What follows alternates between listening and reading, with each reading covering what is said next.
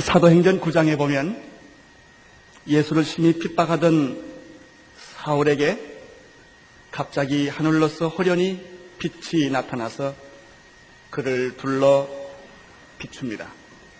그 순간 땅에 엎드려진 사울에게 이런 음성이 들렸습니다. 사울아, 사울아, 내가 어찌하여 나를 핍박하느냐. 이때 충격을 받은 사울은 다음과 같이 대답을 합니다. 주여, 니시옵니까? 나는 내가 핍박하는 예수라. 바로 이 순간이 사울이 바울로 변하는 한 계기가 되었습니다. 누구든지 예수 그리스도를 정말 만나면, 진심으로 만나면 그 인생이 송두리째 변하지 않을 수 없습니다. 레위인이었고 세금을 거두어 드렸던 마태라고 하는 한 사람도 그 인생 속에 예수 그리스도가 들어옴으로 말미암아 예수님의 그 은혜의 부름을 받음으로 말미암아 그 인생은 전적으로 변하게 되었다고 하는 사실입니다. 예수를 믿는다라는 말은 예수에 대한 태도가 바꾸어졌다고 하는 말로도 표현할 수 있습니다. 마태는 예수에 대한 생각과 태도가 변하게 되었습니다. 마태는 우리가 지금까지 공부한 대로 예수에 대해서 이렇게 우리에게 소개해 주었습니다. 예수야말로 다윗과 아브라함의 자손이었다. 예수야말로 성령과 동정녀 마리아로 말미암아 태어나신 분이다. 진정으로 하나님의 아들이다. 그리고 그는 동방박사를 통해서 우리에게 보여주신 것은 온 인류의 경배와 찬양을 받으실 약속의 메시아다. 그리고 인류의 참된 왕이 예수 그리스도다.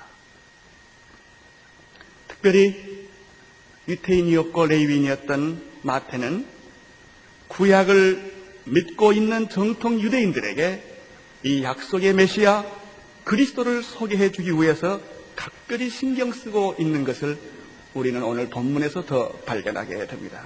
그것은 예수가 바로 구약 예언의 성취자라고 하는 한 주제입니다.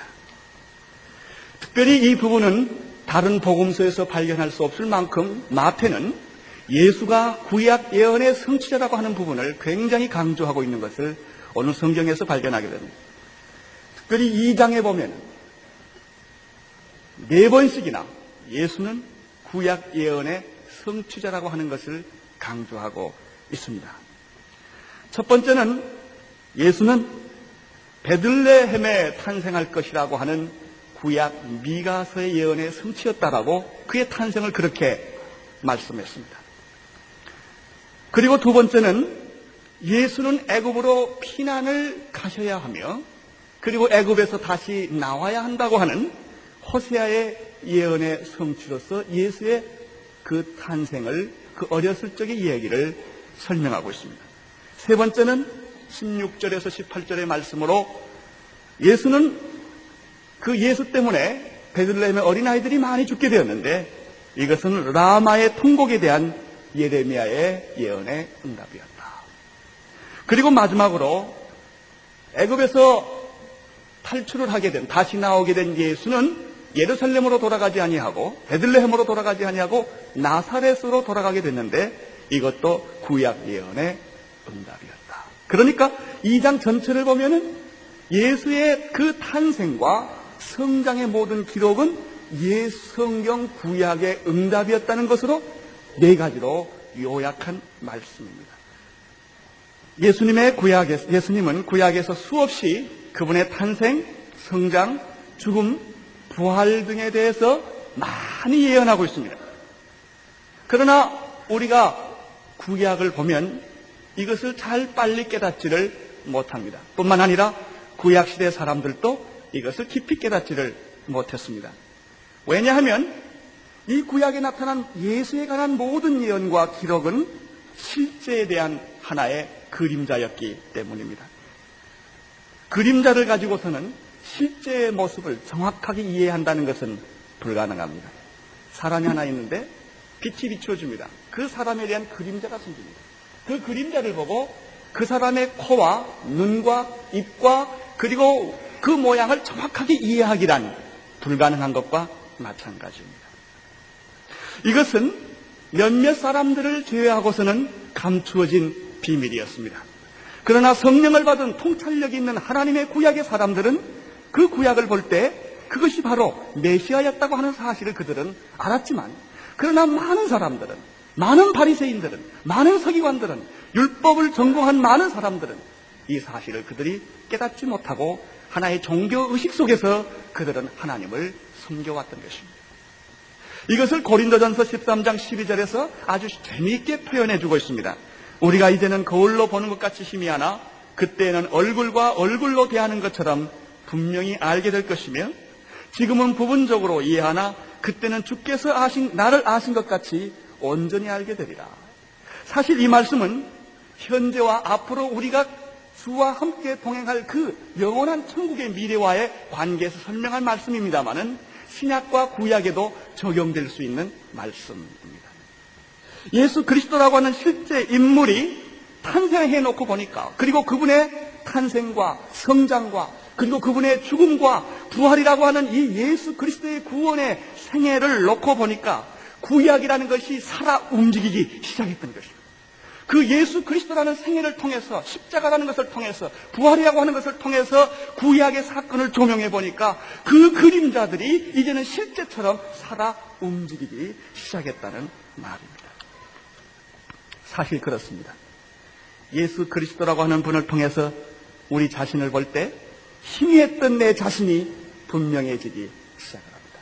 삶의 의미와 목적이 없었던 사람, 내가 왜 사는가, 어떻게 살아야 하는가, 무엇을 위해 살아야 하는가 당황하던 사람이 어느 날 그는 예수 그리스도를 만나게 되었습니다. 마음에 예수 그리스도를 영접하고 십자가의 보혈 앞에 서게 되었을 때, 그리고 성령이 그에게 임했을 때 그는 자기의 삶의 의미를 똑똑하게 발견하기 시작을 합니다. 그리고 자기에게 주어진 모든 고난과 자기에게 주어진 모든 환경과 자기에게 주어진 모든 것들이 의미가 있기 시작을 합니다. 그렇구나. 하나님의 은혜로 이 쓸데없는 자 왜 구속해 주었는지 난 알 수 없더라. 그러나 나는 믿고 주를 의지하게 됐다. 이제 그는 구원의 감격과 기쁨 속에서 새로운 삶을 살게 됩니다. 예수라고 하는 그분을 내가 믿음으로 말미암아, 그분이 내 안에 들어옴으로 말미암아 그분을 통해서 세상을 볼 때 이 세상의 부조리가 이해되기 시작을 합니다. 이 세상의 고난과 이 세상의 모든 상황들이 이해되기 시작합니다. 이것은 세계 역사는 바로 선교 역사다. 세계 역사는 복음의 역사다. 이 세계 역사엔 종말이 있다. 이 종말 앞에 우리는 복음을 전하며 이제 마지막 주님이 다시 재림할 것을 이제 그 예수를 통해서 분명하게 깨닫게 됩니다. 역사의 미래에 대해서 불안해하지 않게 됩니다. 오늘 역사의 현재에 대해서 내가 무엇을 하며 살아야 할 것인가를, 그 의미를 정확하게 이해하고 사는 것과 죽는 것에 대해서 그는 완전히 이해하고 이 세상을 기쁨과 승리로 살아가게 되는 것을 발견하게 됩니다. 고린도 후서 5장 17절에 이런 말씀이 있습니다. 그런즉 누구든지 그리스도 안에 있으면 새로운 피조물이라. 이전 것은 지나갔으니 보라 새 것이 되었더라. 사랑하는 성도 여러분, 모든 사건을 예수 그리스도를 통해서 관찰하십시오. 예수 그리스도라고 하는 그분을 통해서 해석하십시오. 예수 그리스도라고 하는 그분을 통해서 적용해 보십시오. 우리의 삶에 놀라운 기적이 일어나기 시작할 것입니다. 구약을 어떻게 보아야 합니까? 예수 그리스도를 통해서 보아야 합니다. 구약을 어떻게 이해해야 합니까? 신약을 통해서 구약을 이해해야 합니다. 그렇게 될 때 구약은 단순히 이스라엘의 한 역사가 아님을 알게 될 것입니다. 구약은 그것은 한 히브리인의 종교 기술이 아님을 알게 될 것입니다. 그 구약의 역사는 나와 상관 있는, 나의 구원의 가장 기초가 되는 말씀임을 우리는 새삼스럽게 이 구약을 이해하게 될 것입니다. 특별히 이 오늘 성경의 예언의 사건을 우리가 다시 한번 추적하기 전에 몇 가지 생각할 일이 하나 있습니다. 그것은 이 특별히 마태복음 1장, 2장, 3장까지 쭉 연구해보면 놀라운 사실 하나 발견하게 됩니다. 그것은 예수님이 30세 때까지 기록이 많지 않다는 사실입니다. 특별히 지금 마태복음 있는 1장과 2장 그리고 누가복음 1장 2장에만 예수님의 30세 때까지의 기록이 있을 뿐입니다. 우리가 지금 오늘 2장까지 예수님의 성장 기록에 대한 얘기를 거의 다 공부를 마쳤습니다. 누가복음에 보면 몇 가지 사실이 더 보완이 됩니다. 첫째는 누가복음 2장 21절에 보면 예수님이 난 지 8일 만에 할례를 받았다라는 짤막한 기록이 있습니다. 그리고 누가복음 2장 40절에 보면 예수가 어린 아이였을 때 모습을 또 짤막하게 묘사하고 있습니다. 아기가 자라며 강하여지며 지혜가 충족하며 하나님의 은혜가 그 위에 있더라. 이것이 예수님의 어린 시절의 묘사의 전부입니다. 그리고 누가복음 2장 41절에서 51절에 보면은 예수님이 12살 때 기록이 한 번 나옵니다. 12살 때 부모를 따라서 절기에 예루살렘에 가서 제사를 드린 기록이 짤막하게 나옵니다. 그리고 마지막으로 누가복음 2장 52절에 보면은 12세부터 30세까지 얘기를 한 구절로 또 요약을 하고 있습니다. 예수가 그 지혜와 그 키가 자라며 하나님과 사람에게 더 사랑스러워 가더라. 그리고는 예수에 대한 기록이 없습니다. 복음서에 보면은 마태복음, 마가복음, 누가복음, 요한복음에 보면은 예수님의 30년의 생에 대한 기록보다 예수님의 3년에 대한 기록에 집중하고 있는 것을 우리는 발견하게 됩니다. 여기서 우리는 많은 질문들을 하고 또 여러 가지 많은 의심들을 하게 됩니다. 그러나 이 모든 질문에 대해서 성경은 우리에게 아주 간단하게 그리고 분명하게 다음과 같이 해답을 해주고 있습니다. 요한복음 20장 31절의 기록입니다. 특별히 사복음서를 기록한 요한은 이것을 기록하는 목적은 너희로 예수께서 하나님의 아들 그리스도이심을 믿게 하려 하며 또 두 번째 너희로 믿고 그 이름을 힘입어 생명을 얻게 하려 함이라. 이것이 바로 마태, 마가, 누가, 요한복음, 사복음서를 기록한 목적입니다. 그렇기 때문에 예수님의 30년에 대한 기록보다는 3년에 대한 기록이 이 성령을 받은 이 성경의 기록자들에게는 더 중요한 관심이었다고 하는 사실입니다. 예수가 어떻게 어디서 살았느냐의 생애 스토리에 대한 관심보다는 예수가 무엇을 하셨느냐 하는 사역에 대한 관심이 더 깊었다고 하는 말씀입니다. 그렇습니다. 우리가 얼마나 오래 사느냐보다는 우리가 얼마나 값지고 보람있게 살았느냐가 더 중요한 것과 마찬가지입니다. 나이 많이 먹은 것을 자랑하지 마십시오. 오래 산 것을 자랑하지 마십시오. 어떻게 우리가 바르게 의미 있게 가치 있게 하나님의 영광을 위해서 살았느냐가 더 중요한 것입니다. 그래서 같은 복음서 중에서도 마가복음과 요한복음에는 아예 예수님의 30년 생애 기록은 전혀 없습니다. 그리고 바로 공생의 사역부터 기록하고 있는 것을 발견하게 됩니다. 예수가 하나님의 아들로서 이 세상에 오셔서 우리의 구원을 위해서 십자가를 지시고 부활하셨다고 하는 이 사실이 더 중요하다고 하는 말씀. 그 사도 바울은 뭐라고 말했습니까? 나는 예수 외에는 모든 것을 분토로 여긴다. 예수 그리스도를 아는 지식, 예수 그리스도 외에는 나는 일체 말을 하지 않겠다고 그가 말한 것을 우리가 볼 수 있습니다. 그렇습니다. 예수를 정말 만난 사람은 예수밖에는 할 말이 없는 사람들입니다. 다른 시시한 문제 때문에 내 인생을 낭비하지 않습니다. 사람을 미워하거나 사람과 인간관계 속에서 자기를 그렇게 낭비하지 않습니다. 왜냐하면 그것은 중요한 일이 아니기 때문입니다. 오직 예수 그리스도 그분만을 위해서 내 생애 전체를 바쳐도 시간이 부족하기 때문에 모든 문제는 다 지나가게 만듭니다. 오직 내 안에 깨끗하게 남게 만든 것은 예수 그리스도 뿐이에요.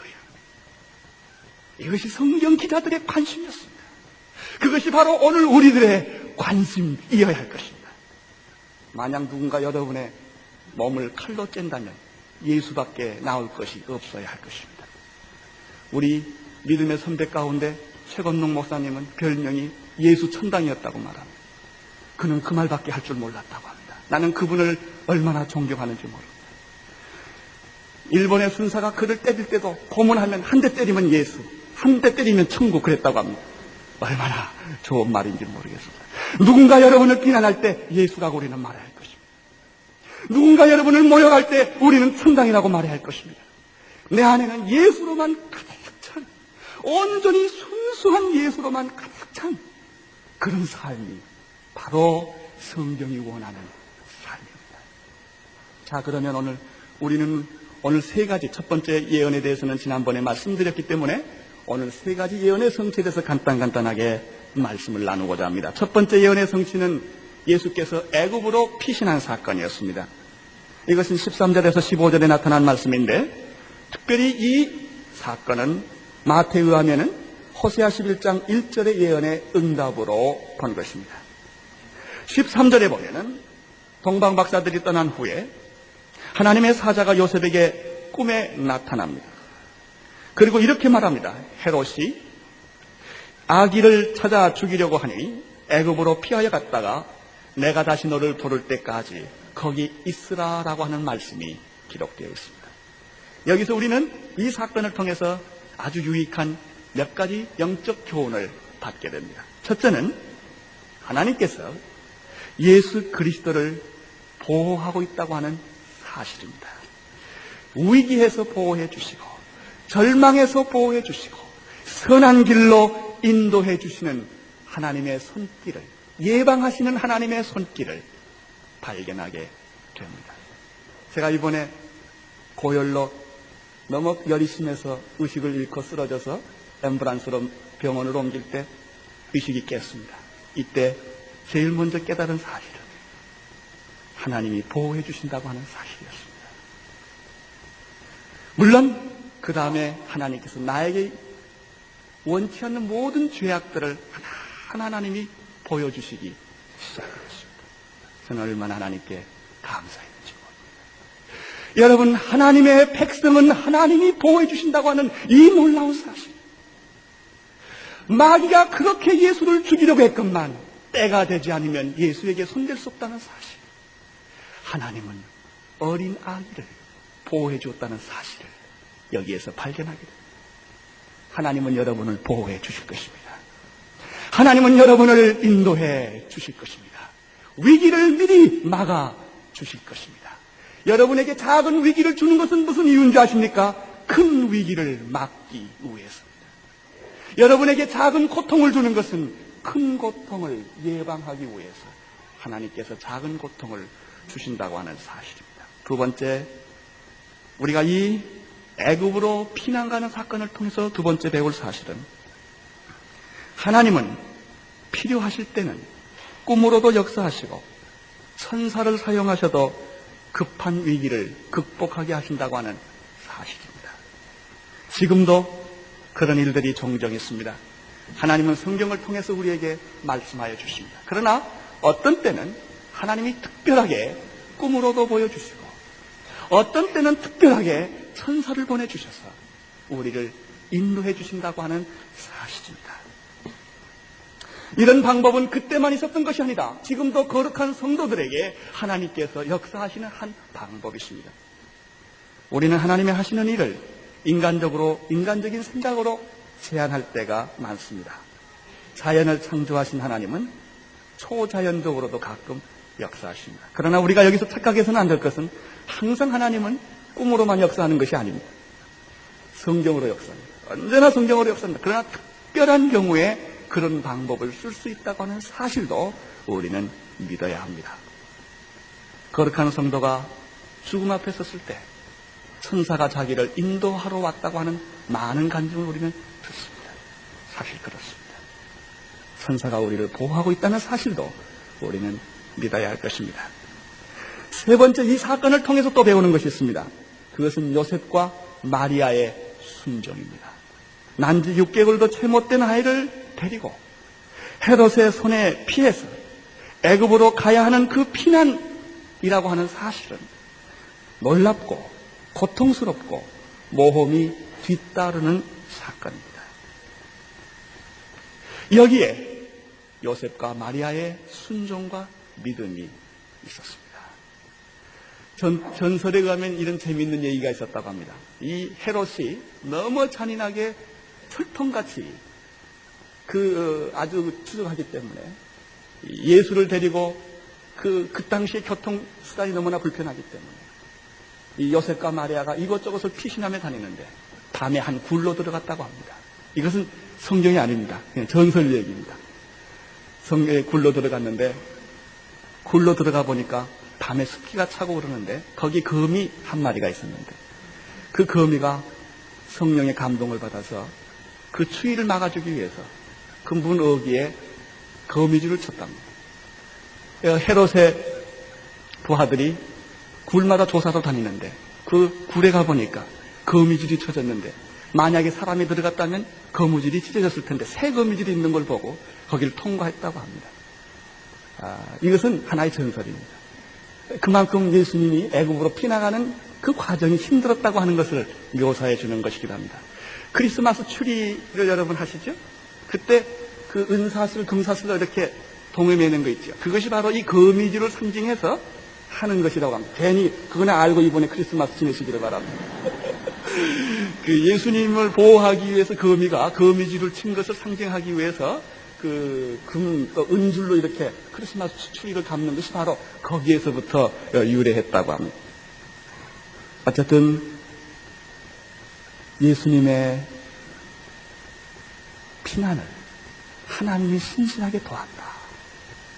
요즘같이 미국 가려면 돈도 가져가야 될 것이고 여러 가지 비자도 받고 가야 할 것입니다. 그러나 여러분 갑작스럽게 밤에 떠나자고 그랬는데 밤에 떠나는데 집을 준비했겠습니까? 마차를 준비했겠습니까? 정말 정처 없이 떠나는 그들에게 우리는 요셉의 순종과 믿음을 여기서 배울 수 있습니다. 마지막으로 이 애굽을 탈출하는 사건 속에서 우리는 다음과 같은 사실을 또 배우게 됩니다. 그것은 이스라엘 백성들을 애굽에서 탈출시키는 해방과 구원의 사건입니다.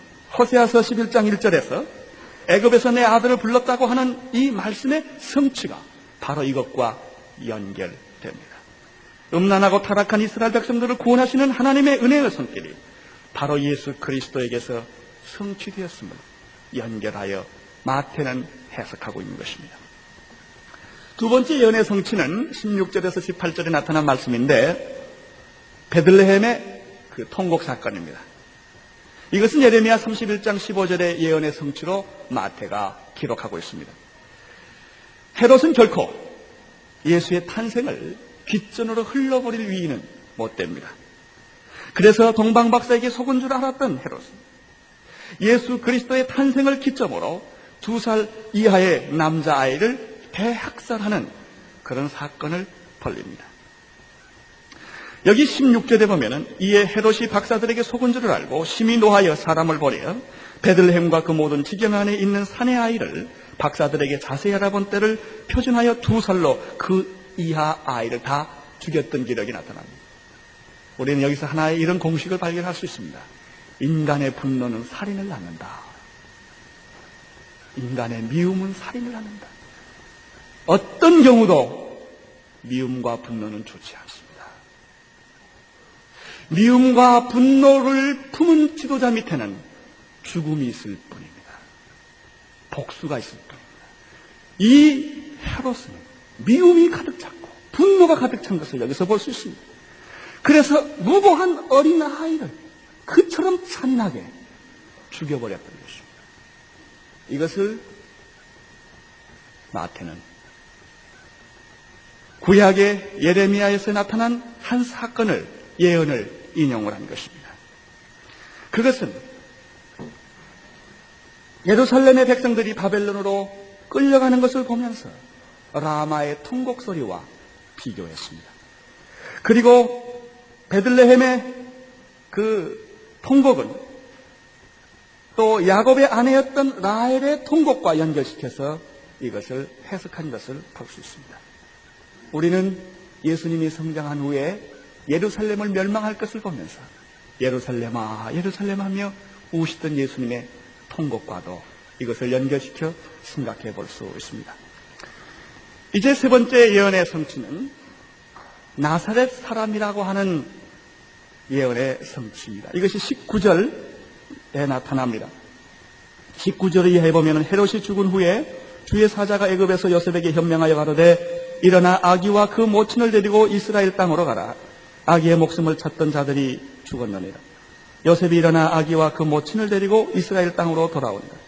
그러나 아켈라오가 그 부친 헤롯에 이어 유대 임금됨을 듣고 거기로 가기를 무서워하더니 꿈의 지시를 하심을 받아 갈릴리 지방으로 떠나가 나사렛이라고 하는 동네에 와서 사니 이는 선지자로 하신 말씀에 나사렛 사람이라 칭하라 하심을 이루려 하셔 하십니다. 여기서 우리는 마지막으로 또 한 가지 중요한 사실을 목격하게 됩니다. 그것은 헤롯이 죽은 후에도 천사가 다시 나타나서 이스라엘 땅으로 돌아오도록 하나님께서 역사하셨는데 이 섭리가 또한 놀라운 것입니다. 22절에 보면은 여기 아켈라오라고 하는 왕이 등장이 됩니다. 이것은 무슨 얘기냐면은 헤롯 왕이 그 잔인하던 헤롯 왕이 죽었습니다.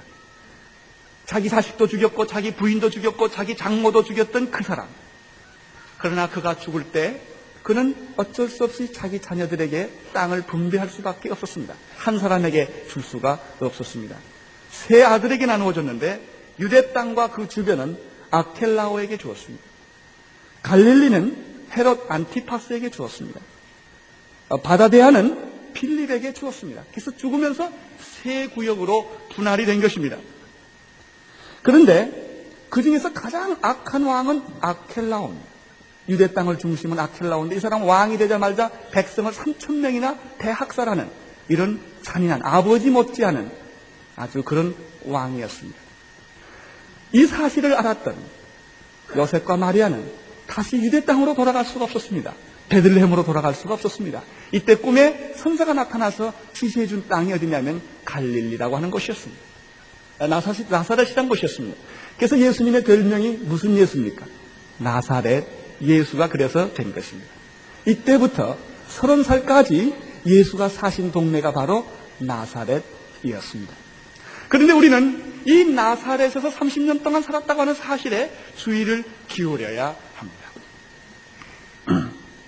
나사렛은 결코 화려한 도시가 아니었습니다.